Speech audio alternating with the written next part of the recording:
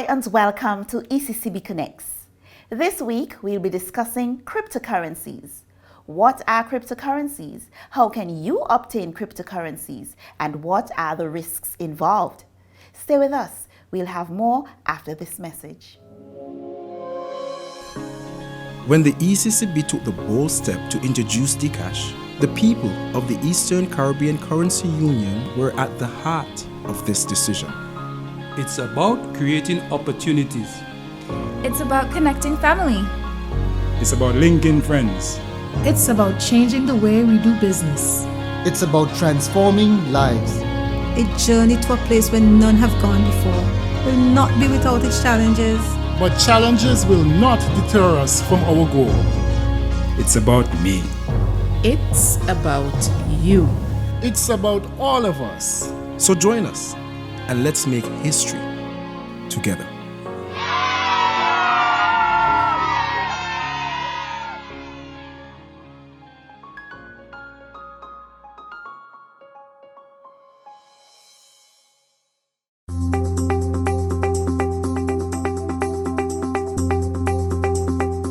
Thanks for staying connected. I have with me Dr. Daniel Joseph, blockchain researcher and data scientist. Dr. Joseph, welcome to ECCB Connects. We'll be discussing the all-important and interesting topic of cryptocurrencies. Thank you. Happy to be here. So let's start off by looking at a definition of cryptocurrency. In layman's terms, what is a cryptocurrency? So the core idea of cryptocurrency is that previously when you're making payments, it normally goes through a trusted body.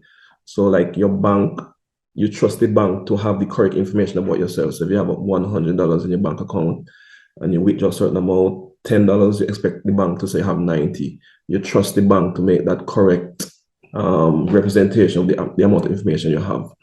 What cryptocurrency, the premise behind cryptocurrency is that supposing you do not trust the bank, suppose you do not trust this one institution, how can I be confident I could make a secure and correct transaction without a central party being responsible for making that determination?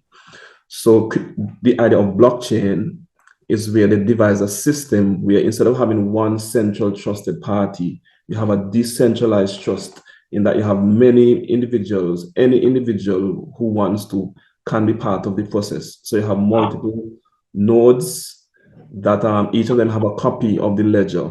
Like instead of the bank having one copy of the ledger, everyone has a copy of the ledger. Now the challenge is if everyone has a copy of the ledger, how do you know which version of the ledger is correct? Because any of the participants could make some changes maliciously or otherwise. So how do you know which version is the correct ledger? So the key challenge was be able to solve a consensus, to reach a consensus as this is the correct version of the ledger. So what Bitcoin did when it was introduced in 2009, 2008 was to come up with a solution of reaching that consensus. I said we won't go into all the details right now, but they came up with a solution using something called proof of work that allowed all of these nodes to come to a consensus on what's the correct version. So now that they've been able to establish a process of coming up with a correct version of the ledger in a decentralized way, what do you do with it? So what they did is to put a currency on it, so you could track transactions in a decentralized way. So the currency they put on it is what's labeled as cryptocurrency.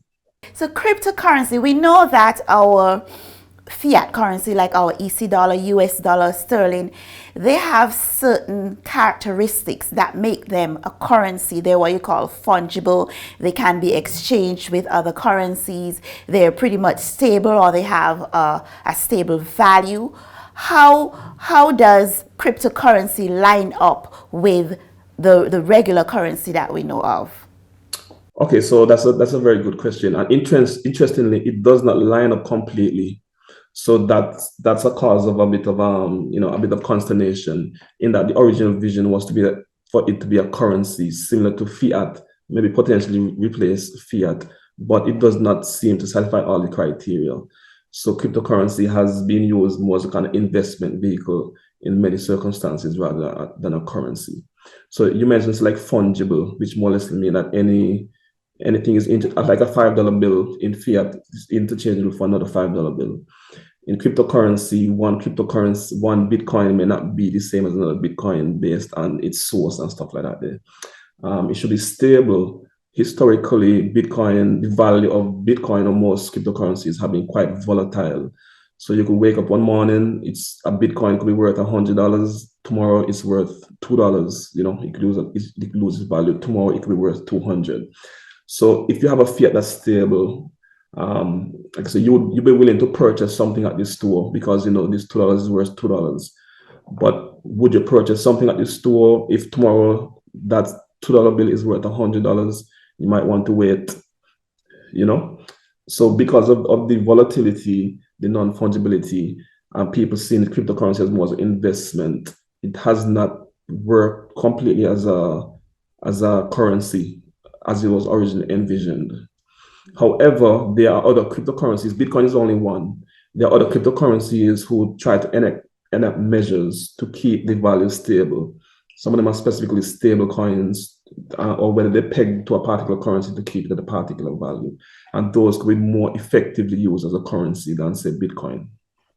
Just to drive home the point here that a cryptocurrency is not the same as what you call fiat currency. For example, in our region, is not the same as the EC dollar. It cannot be used in the same manner.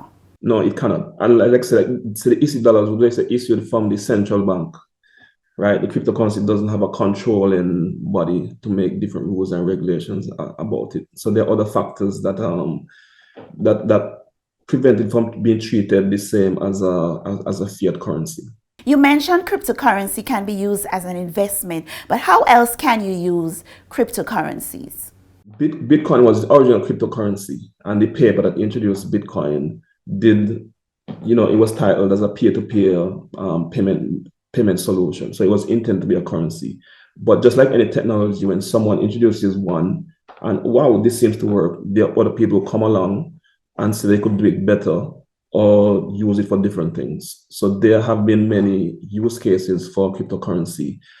You mentioned Bitcoin, and we've heard a lot about Bitcoin in our region. Right here in St. Kitts and Nevis, there are some businesses that have the Bitcoin sign outside, actually, some machines that say you can pay with Bitcoin Cash. And I know that in some of our other member countries, this whole issue of Bitcoin ATMs, they are available. That's just one type of cryptocurrency. What are the other types of popular cryptocurrencies? Okay, so I mentioned Ethereum. That's another very popular one. Tether is a stable currency that has achieved quite a bit of utility. So I would say in terms of market cap, at least, that's very popular. I mentioned Ripple for financial transactions between institutions. That's another popular one. Recently, a few have come on stream like Solana and Avalanche that have got quite a bit of traction as well. It's a very open field, and then new coins introduced every day. So what's popular and what's used, it kind of varies a lot. So it's important to keep track of the market to see what's on top, what's gone down, and stuff like that. Of the list, which ones will be the one that, let's say, an ordinary citizen will use? It's not a straightforward question, as I say. So like they have different use cases. If the ordinary citizen wants to invest in order to make money, then maybe Bitcoin. I'm not saying Bitcoin, but Bitcoin is more used as an investment vehicle. If the ordinary citizen wants to build applications on top of a decentralized system, then Ethereum. If the ordinary system wants to make payments, go to a store and pay for something, maybe Bitcoin Cash, maybe Tether, stuff like that. So it depends on what the citizen wants to do. As mentioned, they have different use cases. Let's look at investment, cryptocurrency as an investment. So I, ordinary citizen, don't understand cryptocurrencies so much, but I want to get into this type of investment. How can I use cryptocurrency as an investment? What do I need to do? Okay, so when people mention that, I think inherently they mean buying a cryptocurrency at a particular price and hope that the price goes up and then you sell high and you make some money. So if the question is like, what would they want to, how would they go about that? You'd have to buy the coin, of course. You need a wallet to buy the coin, and then hopefully the value goes up.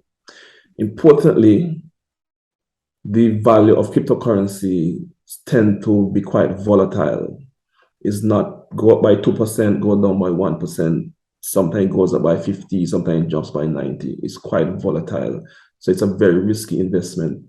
If you're looking for say like long-term, secure investment, cryptocurrencies is probably not the best solution for that.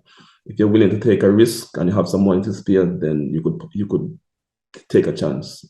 But it's not the best or safest investment. With respect to investment, for people in our region, if we want to invest, the Eastern Caribbean Securities Exchange is the avenue through which we will go to invest, to get securities. With cryptocurrency, if I want to get involved in cryptocurrency, how do I do that? Do I need a broker? How do I get involved? Right. So importantly, if you go back again, I said the key characteristic of cryptocurrency is that it's built on a decentralized system, meaning that there's no one person in charge. Whether that's good or bad, it depends on what's important to you. So like you'd say, go to the ECCB or a broker. For cryptocurrency, because there's no one in charge, there's no one that needs to give you permission to do it. As long as you have an internet connection, a computer, you're free to purchase cryptocurrencies. So what you need primarily is a wallet, and that's a software that you download that would keep track of the money that you have, gives you access to the blockchain, make the transactions for you, and maybe other, how do you say, pretty it up for you, make it more simpler for you. But what you need is a wallet. That wallet there's several wallets available. A popular one is Coinbase, and I would recommend that one because the company that runs it is listed on the American Stock Exchange. So, they follow whatever regulations, and it's a very professional company.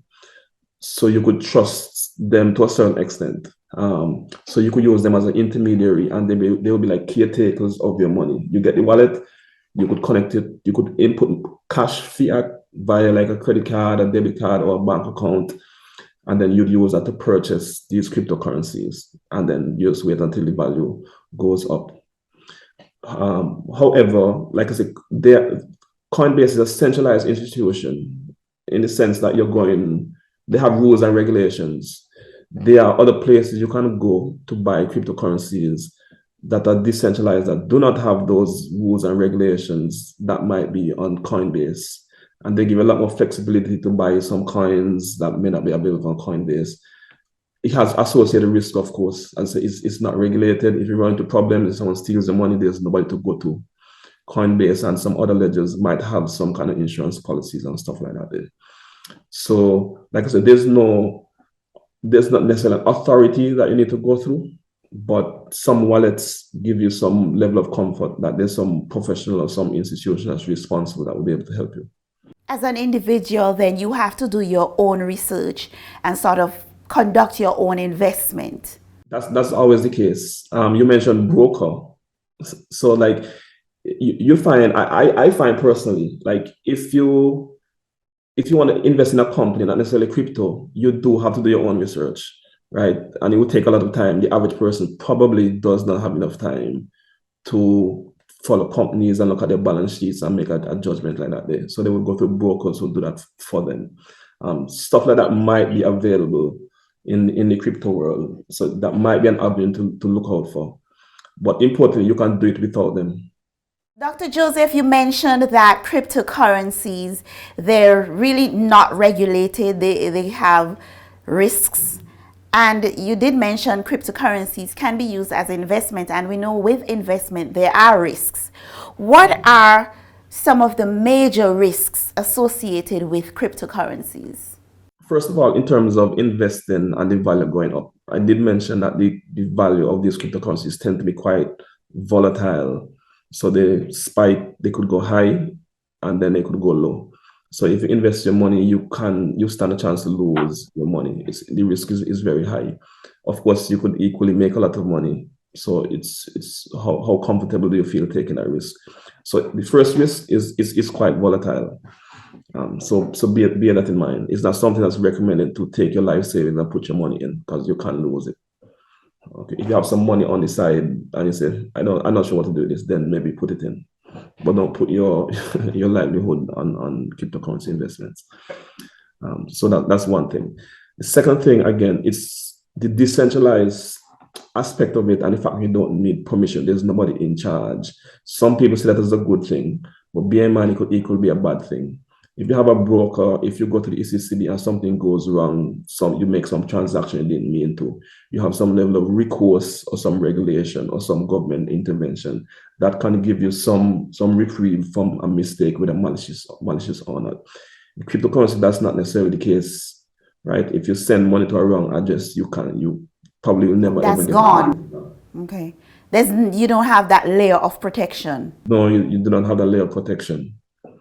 And it's the way it works, it's kind of like guaranteed in the sense that if you send the money, it will go. There's nobody could come in and say, okay, no, that was a mistake, take it back. The money is already gone. If someone hacks the system, say Coinbase or whoever, and goes with your money, like Coinbase may give you back, because like I said, they're kind of professional company. But if you go to a more unregistered exchange to buy and sell a cryptocurrency, if you lose your money, there's nobody to go to. And governments tend to keep a kind of hands off because they're not entirely comfortable with crypto. So you can look to the government to help you in the first place. So that's another risk. The deregulated side of it can be good if you don't like regulation. It can be bad if things goes wrong, because regulation is really designed to help people generally. So in essence, it has high risks, but if you are a person who has a high risk appetite, you can get high returns. Yes, just as the case with any other investment. Yes. That being said, then, if an individual wishes to get involved to purchase cryptocurrency, use cryptocurrency as an investment, what tips do you have for such an individual? So the first tip is, it's always said, don't invest more than you're willing to lose. Right? Don't invest more than you're willing to lose. Understand the risks that go into it. Know that the currency is volatile. Know the currency is volatile. Know that there's very little regulatory help for you if anything goes wrong. I'd advise to do their research as well. There's so many cryptocurrencies that are like introduced, maybe even daily. Some of them are certainly worthless. So be aware of that. So you need to do due diligence. It's driven a lot by speculation, the price of these currencies.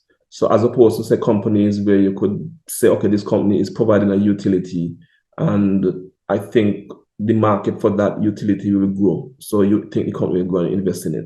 Cryptocurrency is hard to predict based on, say, intrinsic values of these things. A lot of it is speculation, which is not a good thing.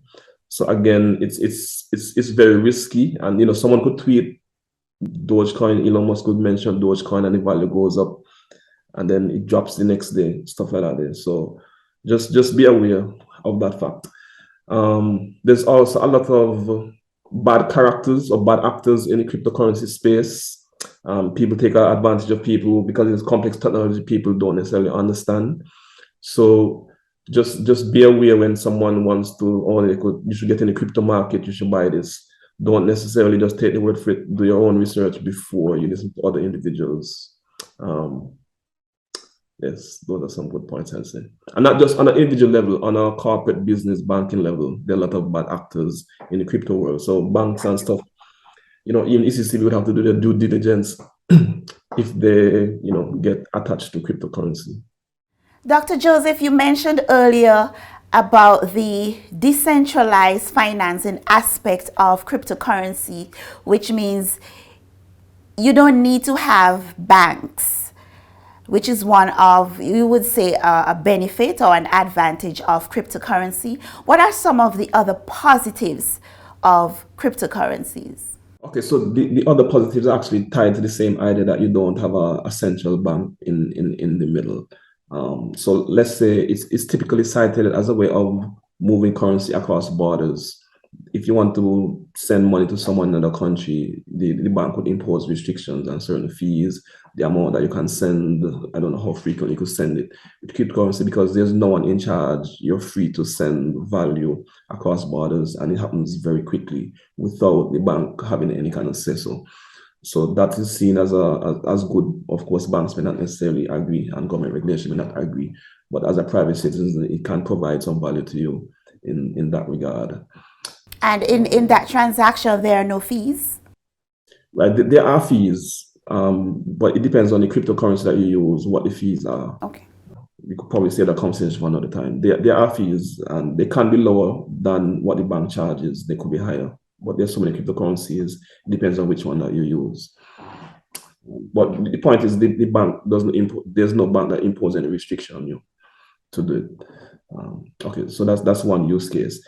The whole idea of decentralized finance now is that banks and other financial institutions offer a wide variety of services, loans, borrowing, insurance, exchanging currencies, etc., that go through the bank.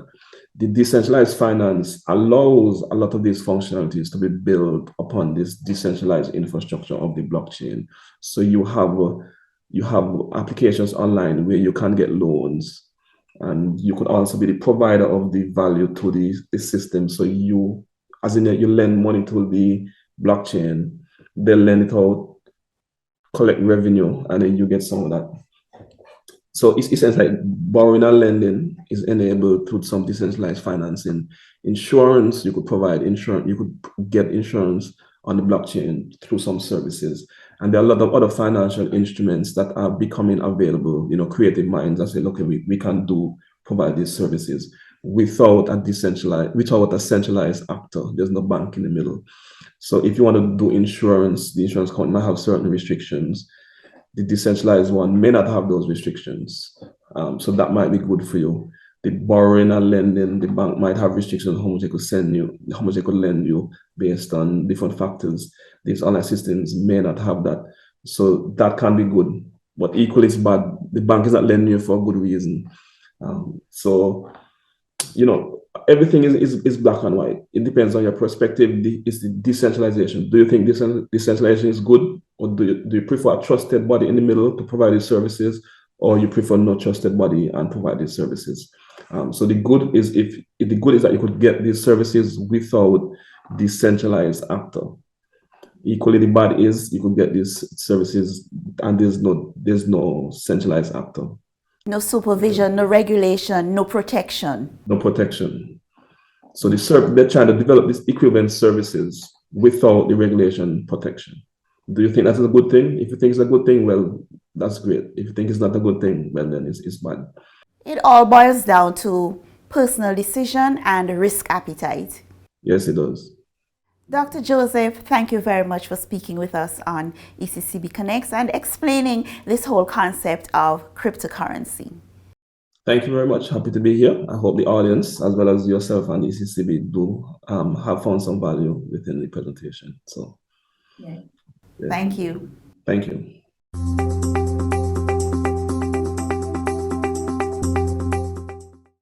Here's where we end this week's episode of ECCB Connects. We discussed cryptocurrencies. Here are some key takeaways. Cryptocurrency is not the same as what we call fiat currency, such as the EC dollar.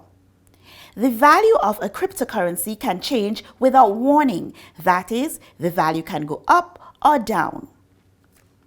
Cryptocurrencies are not regulated or protected. Cryptocurrency can be used as an investment instrument, but do remember, as with all investments, there are risks. You can obtain cryptocurrency on your own. You do not need a broker. You just need to conduct your own research and be vigilant. Thanks for watching, and we invite you to join us again next week for another program where we'll share with you who we are, what we do, and how we serve you.